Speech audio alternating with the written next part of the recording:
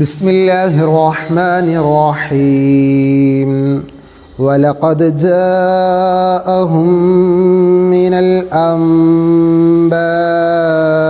ما فيه مزدجر حكمة بالغة فما تغني النذر من الأنباء ഹിക്മത്തും ബാലിഗ. ഇവിടെ നിയമം ഇഖ്ലാബ് അഥവാ ഹിക്മത്തുൻ ബാലിഗത്തുൻ എന്നാണുള്ളത്.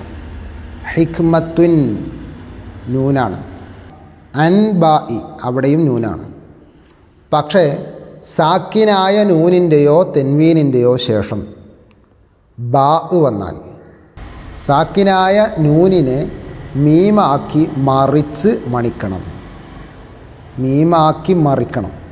അതായത് ഹിക്മത്തും ഹിക്മത്തും ബാലിഗ മിനൽ അംബാഇ. അൻബാഇ ഇല്ല, അം മീമാക്കി മറിച്ചു. ഇഖ്ലാബിൻ്റെ അടയാളമാണ് ഈ മീം.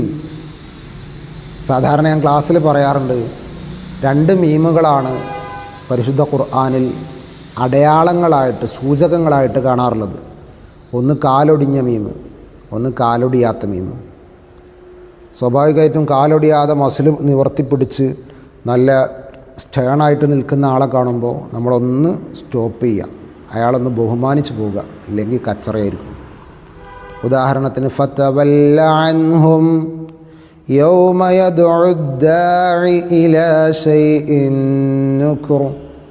അൻഹും അവിടെ വഖഫ് ലാസിമാണ്, അവിടെ നിർത്തുകയാണ് വേണ്ടത്. അതിനാണ് ആ മീമ്. എന്നാൽ മിനൽ അംബാഇ അവിടെ നൂനിൻ്റെ മുകളിൽ കാലൊടിഞ്ഞ ഒരു മീമിനെ കാണാം. നമ്മളിങ്ങനെ നടന്നു പോകുമ്പോൾ വഴിയരികിലൊരു കാലൊടിഞ്ഞ ആളെ കണ്ടാൽ സ്വാഭാവികമായും അയാളും കൂടെ നമ്മുടെ കൂടെ കൂട്ടണം. അപ്പോൾ നമ്മൾ ഓതി പോകുന്ന സമയത്ത് ഈ കാലൊടിഞ്ഞ മീമിനെ കാണുമ്പോൾ അദ്ദേഹത്തെയും കൂടെ കൂട്ടുക. ഇനി നമുക്ക് കുറച്ച് ഉദാഹരണങ്ങളും കൂടെ പരിചയപ്പെടാം.